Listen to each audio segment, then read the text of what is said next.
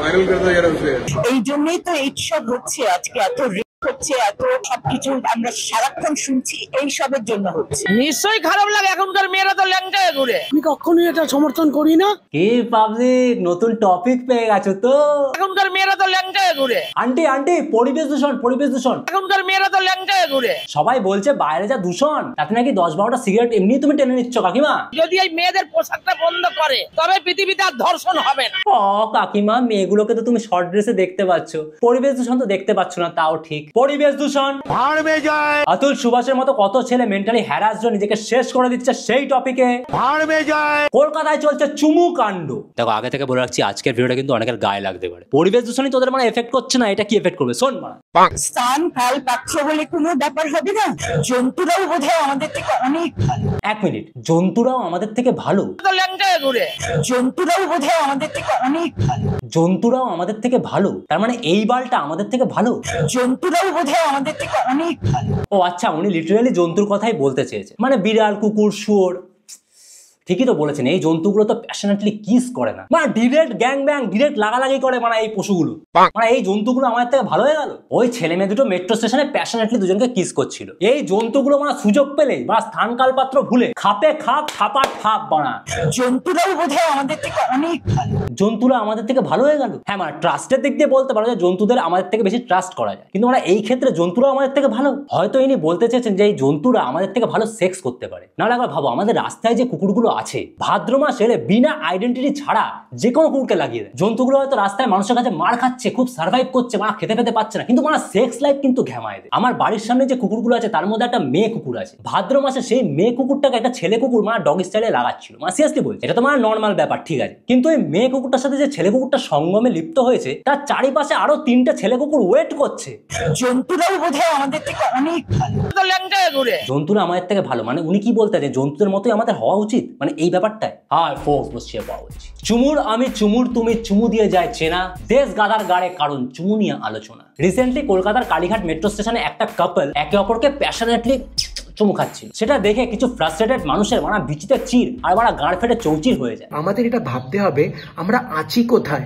আজকে ভালো করেই বুঝিয়ে দেবো আমরা আছি কোথায়। দেখো মানে নর্মাল আলবাল চাটের ঝাল কি বললো এই ব্যাপারে আমার কোনো যায় আসতো না, কিন্তু এত বড় মাপের একজন অভিনেত্রী মমতা শঙ্কর দি, এই তো এই সব হচ্ছে আজকে, এত হচ্ছে, এত সবকিছু আমরা সারাক্ষণ শুনছি, এই সবের জন্য হচ্ছে। মমতা শঙ্কর দি এত ভালো ডান্স করেন, এত ভালো অভিনয় করেন, আমি সত্যি ওনার ফ্যান, কিন্তু উনি সমাজে ঘটে যাওয়া কিছু একটা ব্যাপার নিয়ে যখনই মুখ খোলেন তখনই আমি ওনাকে আনফলো করে দিই। একটা কাপল, একটা বয়ফ্রেন্ড গার্লফ্রেন্ড একে অপরকে গভীরভাবে চুমু খাচ্ছে, পাশের বাড়ির বৌদি অথবা অন্যের বউকে বা অন্যের গার্লফ্রেন্ডকে চুমু খাচ্ছিল না, একটা কাপল একে অপরকে ভালোবাসে তাই সেখানে তারা দাঁড়িয়ে চুমু খাচ্ছিল। এই তো এই সব হচ্ছে আজকে, এত হচ্ছে, এত সবকিছু আমরা সারাক্ষণ শুনছি, এই সবের জন্য হচ্ছে। এটার সাথে ধর্ষণের কি সম্পর্ক? যে কোনো একটা অ্যাঙ্গেলে নিজের কথাকে জাস্টিফাই করার জন্য নিজের কথার সাথে আরেকটা এমন একটা এক্সট্রিম কথা জুড়ে দেবো যেন আমার একটা কুল লাগে ব্যাপারটা। সমাজে যে যাই বলুক সব মানে এক্সট্রিমিস্ট। লজিক দেওয়ার সময় বা তোমার স্বাধীনতা হরণের সময় দেখবে সবাই এক্সট্রিম চলে যায়। তুমি মানে বাড়িতে গিয়ে একবার বলো আমি একটু ফুটবলার হতে চাই, আমি তো ভালো ক্রিকেট খেলি, ক্রিকেটার হতে চাই, তখনই মানে এক্সট্রিম কথা চলে আসবে। আরে মানে ফুটবল খেলে কি রোনাল্ডো হয়ে যাবে? যুক্তিটা দেখো মানে, এক্সট্রিম যুক্তিটা দেখো মানে। তুমি কিন্তু ফুটবলার হতে চাও, রোনাল্ডো হতে চাও না। ক্রিকেটের বেলায় বলবে আরে তুমি সচিন তেন্ডুলকার হবে, তুমি কিন্তু ক্রিকেটার হতে চাও, তোমার মতো ক্রিকেটার, তুমি নিজের আইডেন্টিটি ক্রিয়েট করতে চাও, সচিন তেন্ডুলকার হতে চাও না। সমাজের এরকম এক্সট্রিম কথা শুনিয়ে তোমাকে ডিমোটিভেট করে দিলে তুমি নিয়ে নিলে মারা সায়েন্স, যেটা তোমার প্যাশনও ছিল না, চুদে গেল তো লাইফ মারা। দেখো সবই যেই করছে, যদি এই মেয়েদের পোশাকটা বন্ধ করে তবে পৃথিবীতে আর ধর্ষণ হবে না। কাকিমা বলে দিলে তো। কাকিমা তোমাদের সময় তো একদম ঢাকা ড্রেস পরতে না, আমি বলছি সিরিয়াসলি বলছি, তখন তো এত খোলামেলা ব্যাপার ছিল না, তখনও মানে এত ধর্ষণ হতো কেন? আমি লজিকটা জানতে চাই, মিথ্যা কথা কিন্তু বলবে না, আমি সব প্রমাণ দিয়ে দিতে পারি কত সালে কত ধর্ষণ হয়েছে। তখন এরকম টিভি নিউজ চ্যানেল ইন্টারনেট ছিল না, তো জানতে পারতে না, তাই না? কি আর করা যাবে কাকিমা, একটাই জীবন পেলে এক্সট্রিম হয়ে বাঁচলে। এই সমাজের এক্সট্রিম লজিকে তোমার ক্রিকেটার হওয়ার সাথে যেমন সচিন তেন্ডুলকারের কোনো সম্পর্ক নেই, এরকম একটা মেয়ের শর্ট ড্রেসের সাথে তার ধর্ষিত হওয়ার কোনো সম্পর্ক নেই। তুমি একটা মেয়েকে ড্রেস নিয়ে যখন একটা ধর্ষণের সাথে তুলনা করছো, তার মানে একটা ধর্ষককে তুমি লাইসেন্স দিয়ে দিচ্ছ যে হ্যাঁ তুই তো তার মানে ঠিকই করছিস, তো শর্ট ড্রেসই পড়েছিল। এই লজিকগুলো দেওয়ার সময় মনে পড়ে না আমরা কোন দেশে আছি। ও ভারতবর্ষ নিয়ে তো এখনো কথা বলিনি, এগুলো নিয়েও আসবো, ধীরে ধীরে ধীরে ধীরে খুলবে পর্দা দ্বারা। এখনকার মেয়েরা তো ল্যাংটায় ঘুরে। কাকিমা কোন পাড়ায় থাকো তুমি? মানে আমি জানতে চাই কোন পাড়ায় এরকম মেয়েরা ল্যাংটায় ঘুরছে, আমি তো জানি না আসলে। কাকিমা বলছে আমাকে, এখন শুনে তো বিশ্বাস করতেই হবে। কাকিমার বয়স হয়েছে, মিথ্যা কথা থোড়াই বলতে পারে। কাকিমা খাজুরাওর মন্দিরটা দেখেছো? কত ল্যাংটো ছবি টবি আছে, মেয়েদের ল্যাংটো এরকম দাঁড়িয়ে আছে ছবি, এরকম মূর্তি স্কাল্পচার, এগুলো কেন ভাঙা হয়নি কাকিমা? তুমি বিদ্রোহ করছো না কেন কাকিমা? কাকিমা এখনকার মেয়েরা মেয়েরা তো ল্যাংটায় ঘুরে। কাকিমা, এই আরজি করে যে ঘটনাটা ঘটলো সেখানে ডাক্তার মেয়েটাকে ধর্ষিত হতে হলো কেন? যারা ধর্ষণ করে তাদের একবার কাউন্সিলিং করে দেখেছো? তারা শর্ট ড্রেস দেখেই ট্রিগার হয় নাকি তাদের মধ্যে একটা মেন্টালি কোনো আনস্টেবল ব্যাপার আছে? ভাই, আমি আর তুমি তো ধর্ষণ করে বেড়াচ্ছি না, নিশ্চয়ই আমাদের মধ্যে স্টেবল ব্যাপার বা চেতনা আছে। এটা শিক্ষার অভাব, নোংরাজনক কাজ। ভাই, একটা বয়ফ্রেন্ড একটা গার্লফ্রেন্ডকে চুমু খেয়েছে, সেখানে চিটিং এর ব্যাপার নেই। এটা শিক্ষার অভাব, নোংরাজনক কাজ। খুব নোংরা, ফালতু, এর মতো খারাপ কিছু হতে পারে না।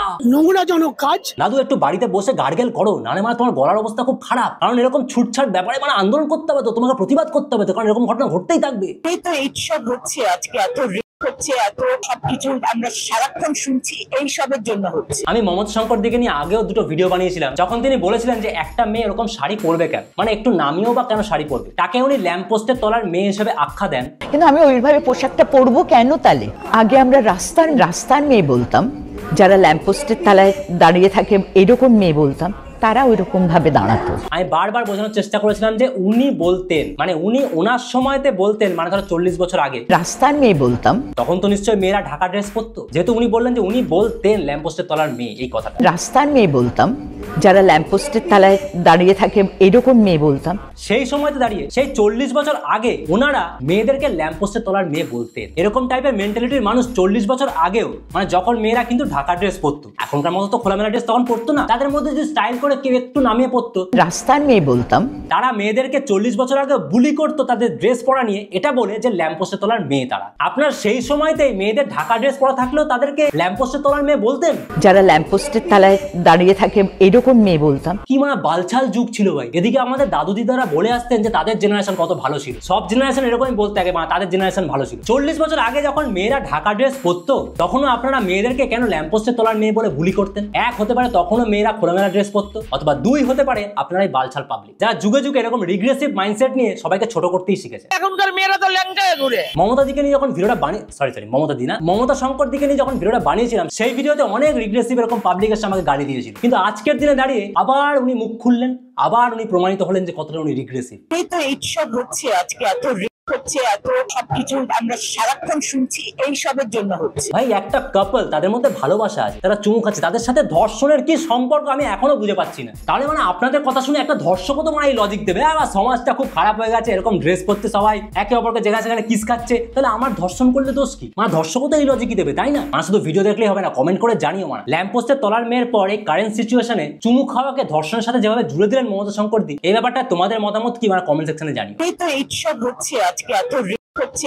যদি এই মেয়েদের পোশাকটা বন্ধ করে তবে পৃথিবীতে আর ধর্ষণ হবে না। তার মানে এইসব মহিলাদের লজিকে আরজি করার যে ঘটনাটা হলো সেটাতে ধর্ষকের কোনো দোষ ছিল না, তাই তো? মানে এই চারিদিকে একে অপরকে মানুষ চুমু খায় সেটা দায়ী, এটাই প্রমাণ করতে চান, তাই তো? মানে আপনাদের লজিকেই কিন্তু আমি বলছি। কিভাবে একটা কাপলের চুমুর সাথে ধর্ষণকে উনি লিঙ্ক আপ করলেন জানি না। অবশ্য বুদ্ধিজীবী মানুষ, বয়স হয়েছে, বুদ্ধির জীবী কমে গেছে।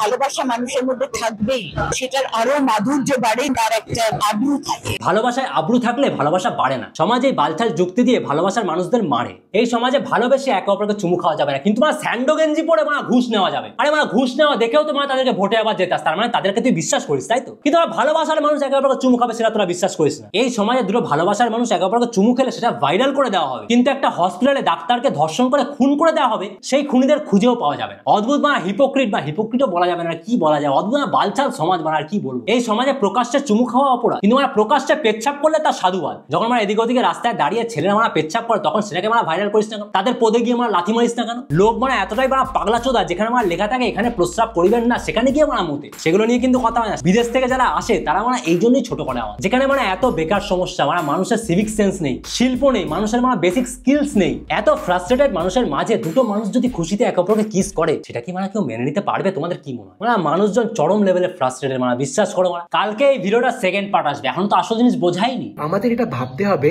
আমরা আছি কোথায়। যারা বলছিল যে আমরা কোন দেশে আছি, আমাদের ভারতীয় সংস্কৃতি কি, আমাদের প্রাচীন সনাতন ধর্ম দিয়ে এই সংকীর্ণ মানসিকতার মানুষগুলোর কালকে গান মারো। ভিডিওটা ভালো লাগলে লাইক করো, শেয়ার করো, আর অবশ্যই কমেন্ট করে জানাও। আর আমার সাবস্ক্রাইবটা করো না, যারা সাবস্ক্রাইব করছো না জীবনেও কারোর থেকে চুম পাবে না। এ সপ্তাহটা ছুটি আছে, ডেলি অথবা একদিন অন্তর অন্তর ভিডিও আসবে। জাস্ট বানা তোমাদের উপস্থিতি চাই, মানে প্রতিদিন এসে বলবে 50 স্যার মানে প্রেজেন্ট। আমি বসলে বলতে লাস্টে একটা কথাই বলবো, মানে কাউকে খুব ভালোবাসলে চুমু খাও, সমাজের কথা ভেবো না। কাউকে খুব ভালোবাসলে চুমু খাও, সমাজের কথা ভেবো না। ধর্ষণ হলে ধর্ষককে কেলাও, তবে পৃথিবীতে আর ধর্ষণ হবে না।